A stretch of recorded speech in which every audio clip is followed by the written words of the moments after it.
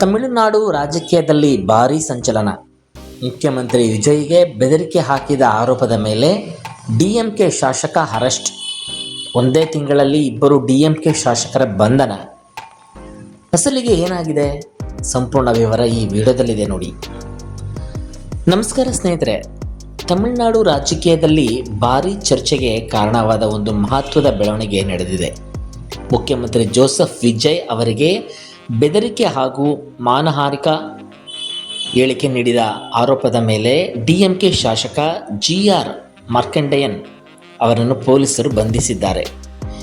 ಈ ಘಟನೆ ಜುಲೈ 18ರಂದು ನಡೆದ ಸಾರ್ವಜನಿಕ ಸಭೆಯ ಭಾಷಣದ ಬಳಿಕ ಬೆಳಕಿಗೆ ಬಂದಿದೆ.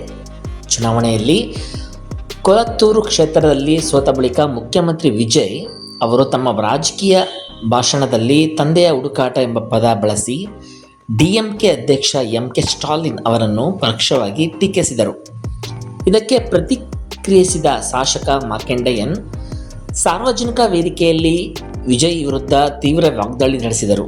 ಅವರ ಭಾಷಣದಲ್ಲಿ ಮುಖ್ಯಮಂತ್ರಿ ವಿರುದ್ಧ ಬೆದರಿಕೆ ಎಂದು ಪರಿಗಣಿಸಲಾದ ಮಾತುಗಳು ಕೇಳಿಬಂದಿವೆ. ಇದೇ ಹೇಳಿಕೆಯ ಆಧಾರದಲ್ಲಿ ಟಿವಿಕೆ ಪಕ್ಷದ ಪದಾಧಿಕಾರಿಯೊಬ್ಬರು ಪೊಲೀಸರಿಗೆ ದೂರು ನೀಡಿದ್ದಾರೆ. ದೂರಿನ ಆಧಾರದ ಮೇಲೆ ಪೊಲೀಸರು ಶಾಸಕ ಮಾರ್ಕಂಡೇಯನ್ ಅವರನ್ನು ಬಂಧಿಸಿದ್ದು, ಪ್ರಸ್ತುತ ತೂತುಕುಡಿ ಎಸ್ಪಿ ಕಚೇರಿಯಲ್ಲಿ ವಿಚಾರಣೆ ನಡೆಸುತ್ತಿದ್ದಾರೆ. ಬಂಧನದ ಬಳಿಕ ಡಿಎಂಕೆ ಕಾರ್ಯಕರ್ತರು ಪ್ರತಿಭಟನೆ ನಡೆಸಿ ಇದು ರಾಜಕೀಯದ ಪ್ರೇರಿತ ಕ್ರಮ ಎಂದು ಆರೋಪಿಸಿದ್ದಾರೆ.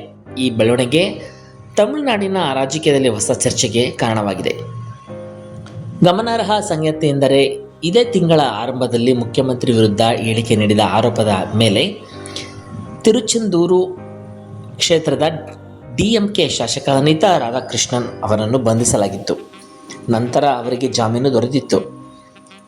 ಇದೀಗ ಒಂದೇ ತಿಂಗಳಲ್ಲಿ ಇಬ್ಬರು ಡಿಎಂಕೆ ಶಾಸಕರ ಬಂಧನ ರಾಜ್ಯ ರಾಜಕೀಯದಲ್ಲಿ ಮತ್ತಷ್ಟು ಸಂಚಲನ ಮೂಡಿಸಿದೆ. ಮುಂದಿನ ದಿನಗಳಲ್ಲಿ ಈ ಪ್ರಕರಣ ಯಾವ ತಿರುವು ಪಡೆಯಲಿದೆ ಎಂಬುದನ್ನು ಕಾದು ನೋಡಬೇಕಿದೆ.